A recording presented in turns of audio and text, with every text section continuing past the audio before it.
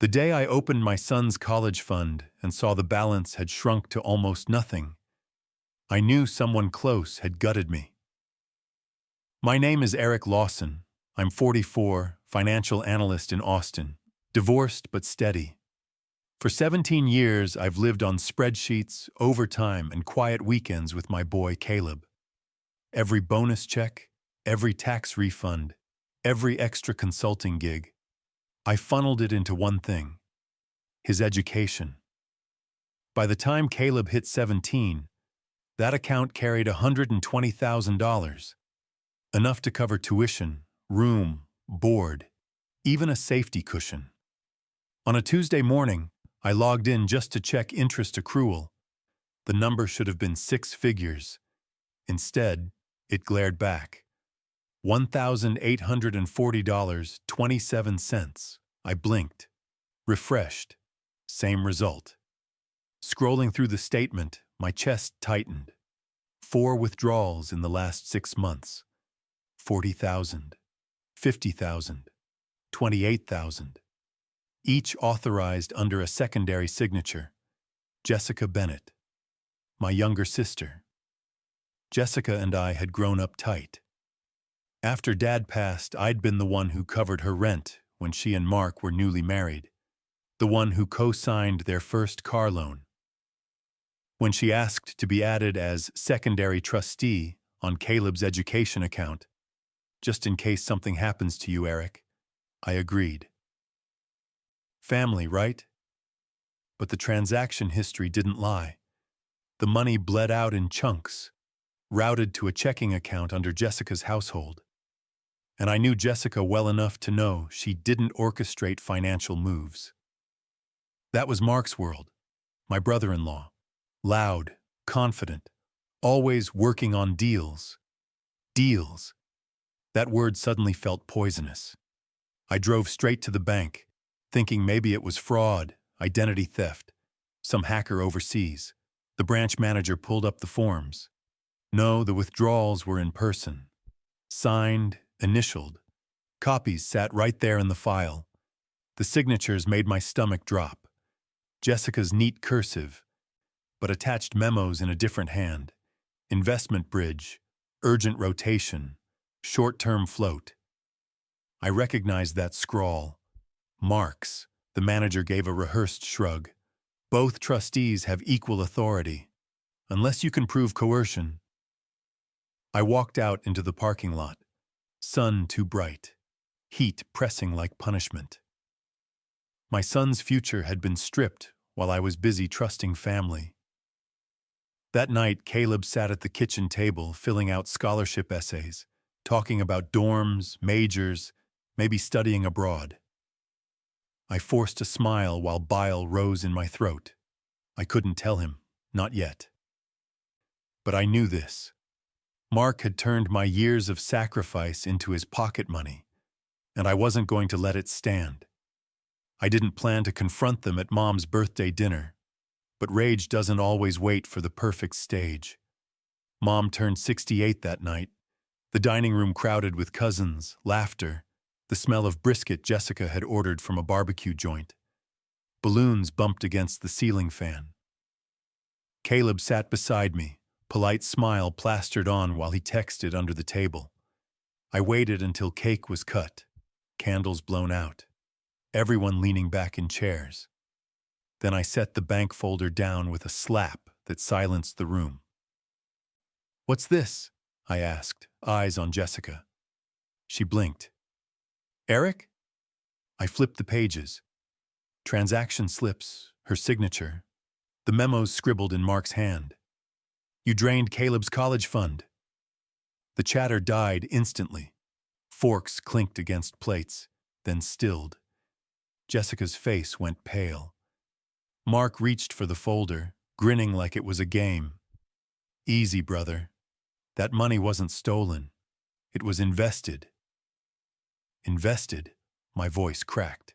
"You withdrew $118,000 without asking me, without telling Caleb." He leaned back, casual. "Look, you park money in a savings account. It grows maybe 2% a year. I know opportunities. Real estate flips, short-term bridges, quick doubles. I put your kids' fund to work. You put it at risk. Mark's grin thinned. You're too cautious, Eric. That's why you're still clocking hours for a boss instead of running your own show. You should be thanking me. By the time Caleb hits college, that fund will be twice as fat. Caleb's fork dropped with a clatter. Dad, what's he talking about? I swallowed hard, kept my eyes on Mark. Where's the money now?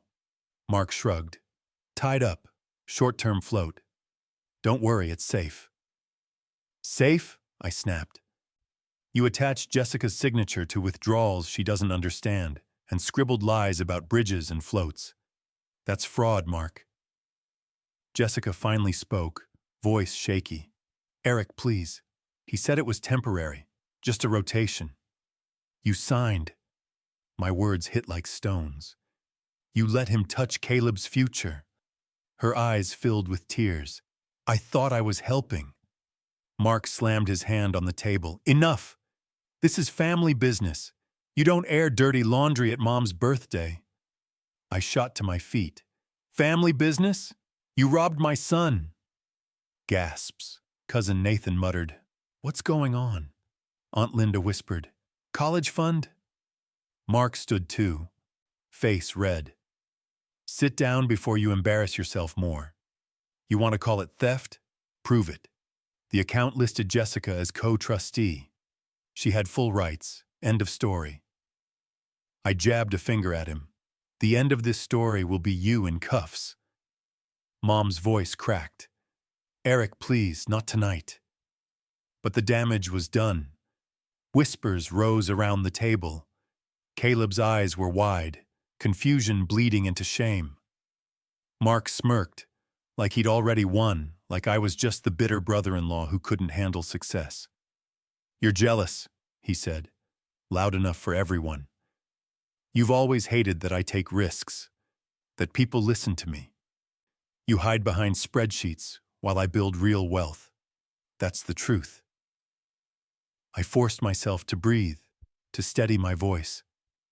The truth will come out, Mark, and when it does, you'll have nothing left to grin about. He chuckled, sat back down, and picked up his fork. We'll see, brother, we'll see. The party never recovered. Guests slipped out early, murmuring excuses. Caleb wouldn't look at me. Jessica sobbed in the kitchen, and Mark toasted himself with a glass of bourbon as if nothing had happened. But deep down, I knew the war had started, and this time, I wasn't backing down. By Sunday afternoon, the fallout was complete.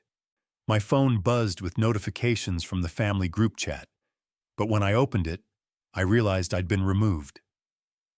No warning, no explanation, just gone. 15 years of birthday plans, potluck photos, even Dad's memorial thread, all erased from my reach with one tap. Caleb sat at the table, chewing cereal, scrolling through his own phone. Dad, Uncle Mark's posting on Facebook. He slid the screen to me. There it was, a smiling photo of Mark and Jessica holding Mom's birthday cake, captioned, Family always comes first. Sometimes hard choices must be made, but it's for the good of everyone.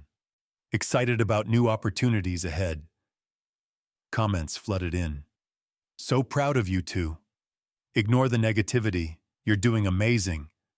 Family unity matters most. Negativity. That meant me. By Monday, whispers had spread through my office too. A colleague leaned over at the copier. Hey, everything okay at home? Heard your sister had to bail you out of some financial trouble. I froze.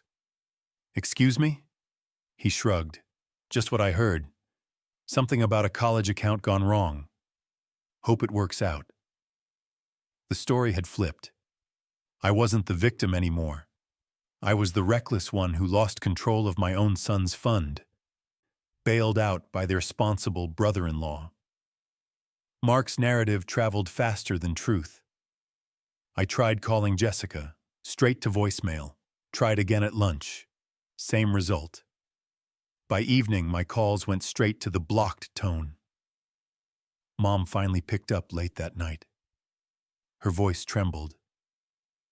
"Eric, can't you just let this go? Mark says it was a misunderstanding. You're tearing the family apart." I gripped the phone. "Mom, he stole from Caleb. That's not a misunderstanding." "Even so, dragging this out in public, he's the one blasting Facebook posts while siphoning my son's tuition." Her sigh cut deep. "Please, Eric.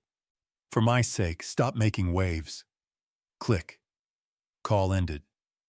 That week, Caleb came home from school sullen. "Some kid said I'll have to flip burgers because Dad blew my college money." He slammed his backpack down. "Is it true?" My throat closed. "No, son. I didn't blow it. Mark did." He looked at me, eyes skeptical. "Then why does everyone believe him?"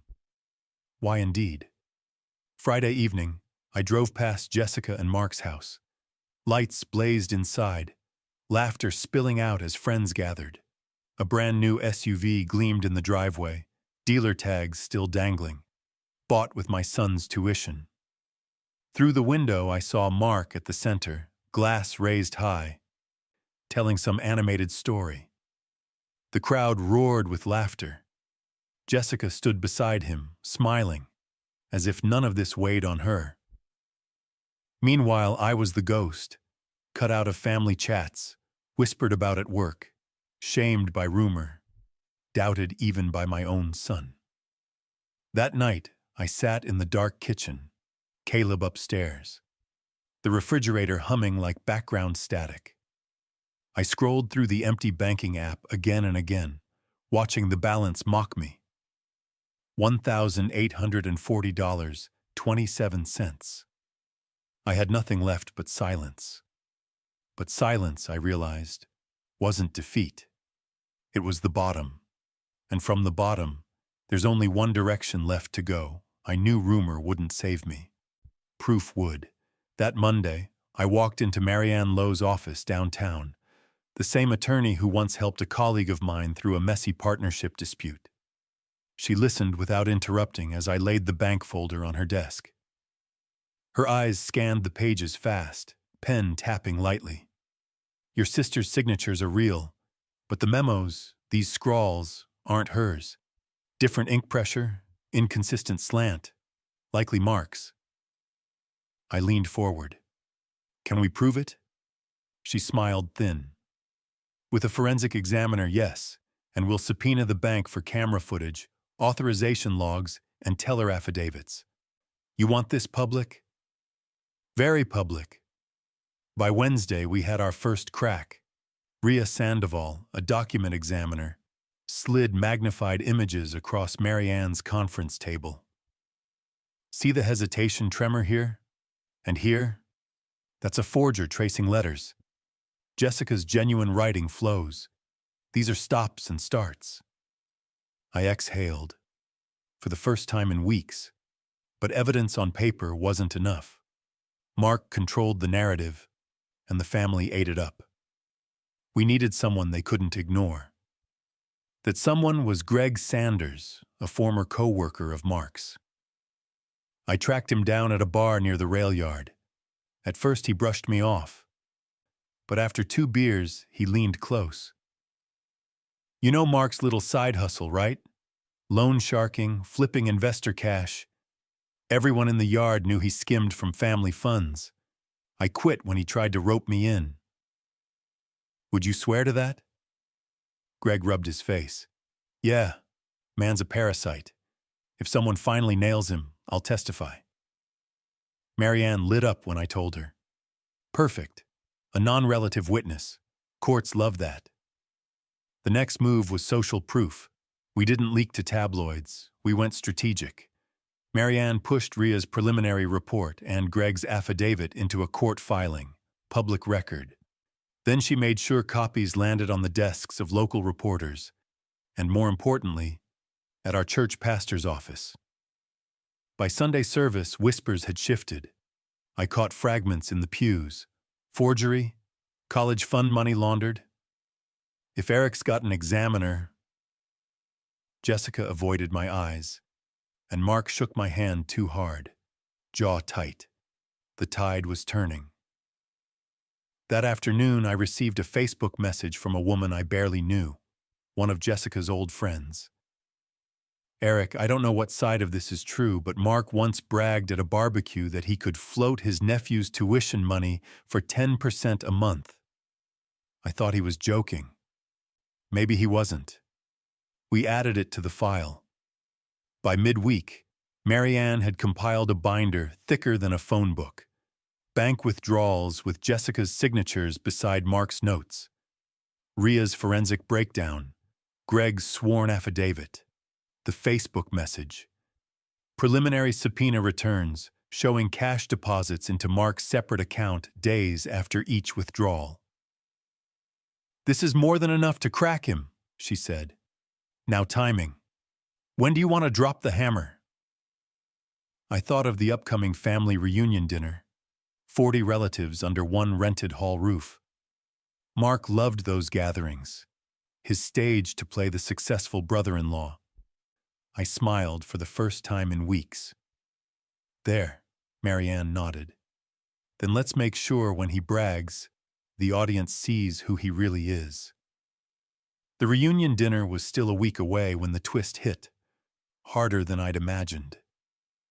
Thursday evening, Caleb stormed into the kitchen, backpack half-zipped. Dad, why is my tuition account frozen? My stomach dropped. What do you mean frozen? He shoved his phone at me. His online portal showed a bright red banner. Account under investigation. Funds unavailable pending review. I called the bank immediately. After 30 minutes on hold, a manager explained flatly, due to suspicious activity linked to cosigner signatures, the account is temporarily frozen. Cosigner. Jessica. Mark had pulled a move I hadn't considered. By forging Jessica's approval, he'd triggered enough irregularities that the bank locked the entire account. Not just the missing $70,000. Every remaining dollar, the scraps I still had, now beyond Caleb's reach. Caleb slammed the fridge shut. So I really don't have money for college. You told me you fixed it. I'm fixing it, I said, but my voice cracked. Everyone at school already thinks you blew it. Now it's true. He shook his head. Tears brimming. I can't even apply for housing deposits. I'm screwed. He stomped upstairs, the sound of his door slamming echoing through the house. I sat at the table staring at the blank balance sheet, rage simmering. Mark hadn't just stolen money. He'd weaponized bureaucracy, turning the bank itself into his shield. Friday morning, Marianne called. Bad news travels fast. I just got a notice. Mark's attorney filed a preemptive complaint accusing you of financial mismanagement. He's painting himself as the responsible guardian who froze the account to protect the family's assets. I nearly crushed the phone in my hand. He stole it. Yes, and we can prove it. But right now, the optics are against you. Until we drop our evidence at the reunion, he controls the story. That night, Caleb didn't come home. I found a text on the counter. Staying at Mom's. Need space. Jessica's betrayal I could survive. Mark's theft I could fight. But my own son walking away, that gutted me. I spent Saturday night poring through Marianne's binder again, page by page, forcing the anger into focus. Forged signatures. Deposits in Mark's account. Greg's affidavit. The Facebook message. Then I saw it. An overlooked detail. On one withdrawal slip, the timestamp read 8:43 a.m., Friday. Jessica had been with me that entire morning at a school fundraiser breakfast. There were photos online to prove it. Mark couldn't explain that away. I called Marianne at dawn. I've got the nail for his coffin. By Sunday, she'd added it to the binder, printed and highlighted. Jessica at the fundraiser smiling with the PTA. Time-stamped 8:47 a.m. mark at the bank, forging her name, same morning, irrefutable. Perfect, she said. Now when we go public, the family won't just hear your side. They'll see proof he lied. But the twist kept deepening. Monday afternoon, my HR director called me into her office. Eric, this is awkward, but we received a reference check from a firm downtown. They said Mark told them you're facing an investigation for financial misconduct. That true? I gripped the chair arms. He wasn't content to ruin Caleb. He was trying to sink my career too. I walked out of HR with fire in my veins. He wanted war, he'd get it. But not on his terms. At the reunion, I wouldn't just defend myself. I'd flip the script. Caleb, Mom, Jessica, the whole clan. Everyone would finally see Mark for what he was. And when I stood, binder in hand, he'd never smile that smug smile again. The reunion hall smelled of roast beef and floor polish. 40 relatives milled about under string lights, kids darting between tables. At the center, Mark held court like a politician, shaking hands, laughing too loudly, glass always half full. Jessica hovered close, avoiding my eyes. I sat quietly near the back with Marianne's binder tucked inside a plain leather folder. Caleb arrived late, shoulders stiff, choosing a seat across the room. That hurt, but I kept my eyes forward. When dessert plates cleared, Mark clinked his glass. Family, I just want to say how grateful I am. Times have been challenging, but Jessica and I stepped in to keep things afloat. Sometimes tough love is necessary, but it's always out of care. Murmurs of approval rippled. He was winning them, smooth as ever. I stood. Before we toast, I have something to share. Mark smirked.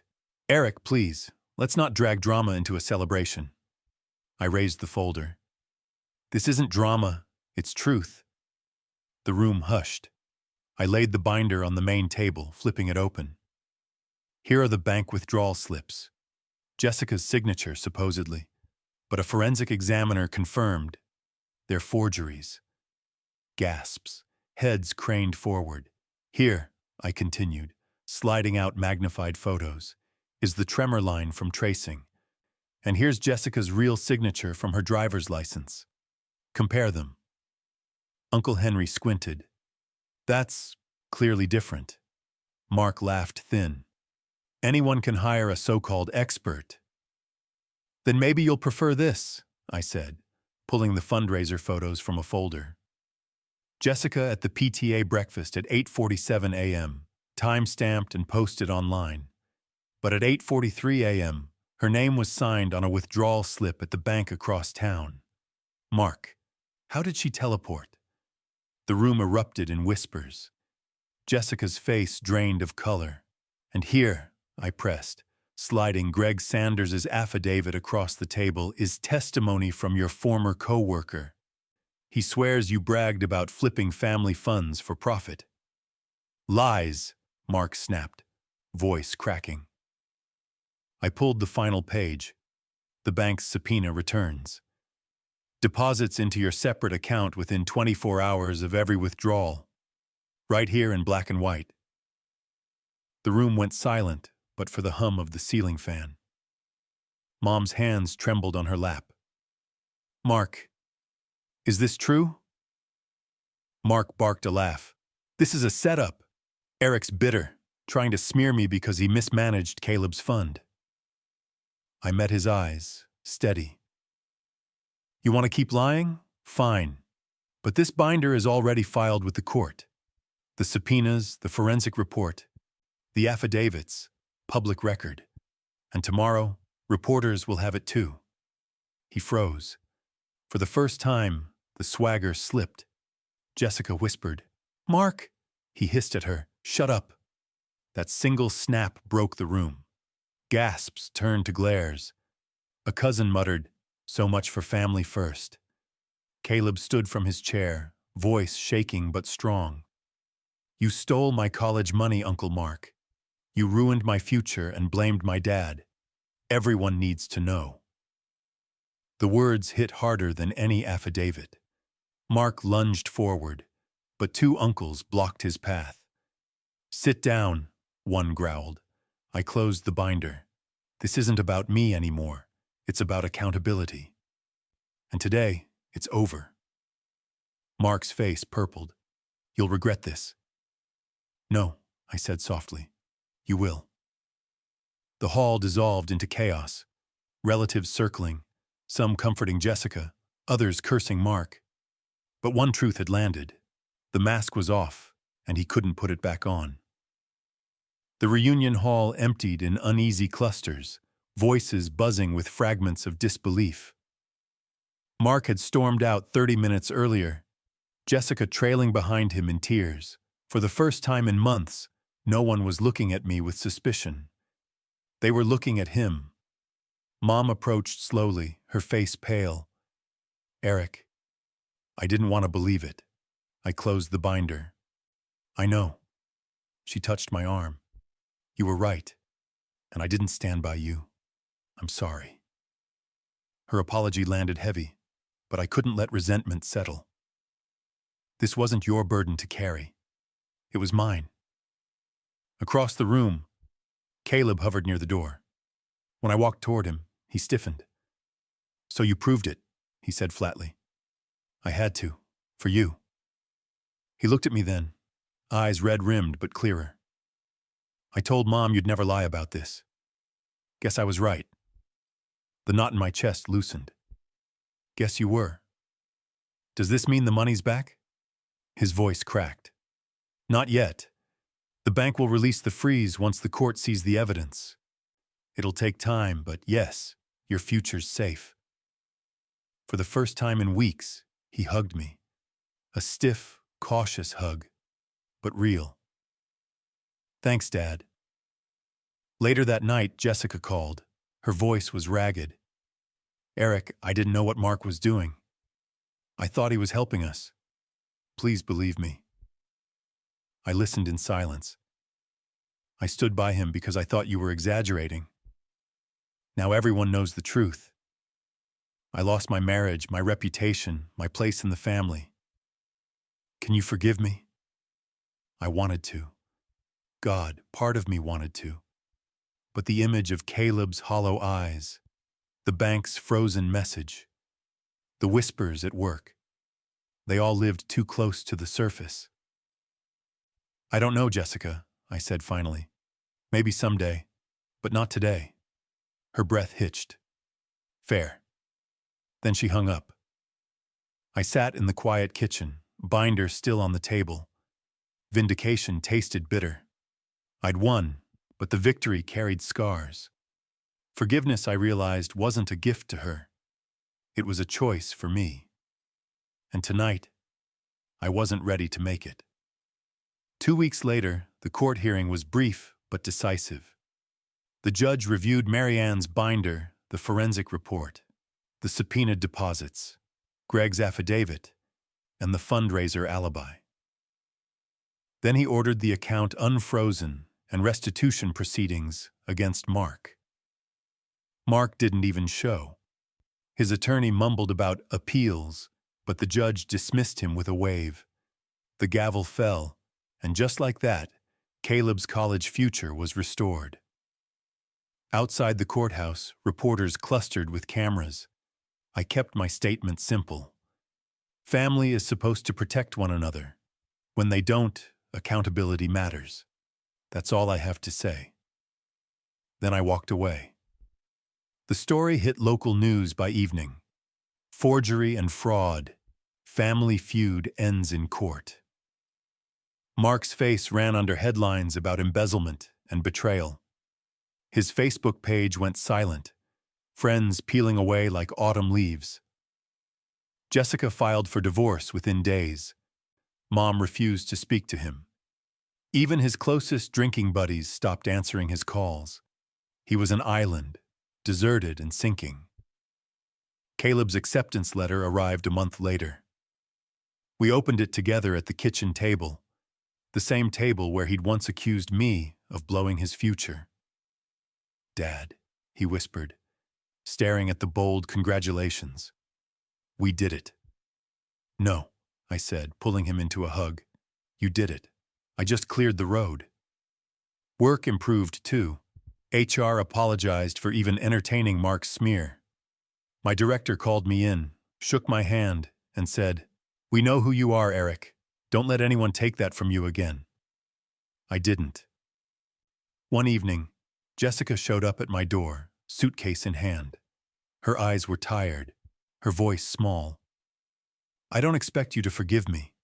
I didn't know where else to go." I let her inside, gave her water, listened. But when she asked if we could rebuild someday, I shook my head. "Jessica, I spent months clawing back trust. For my son, for myself. I can't hand it back to someone who stood with Mark while I drowned.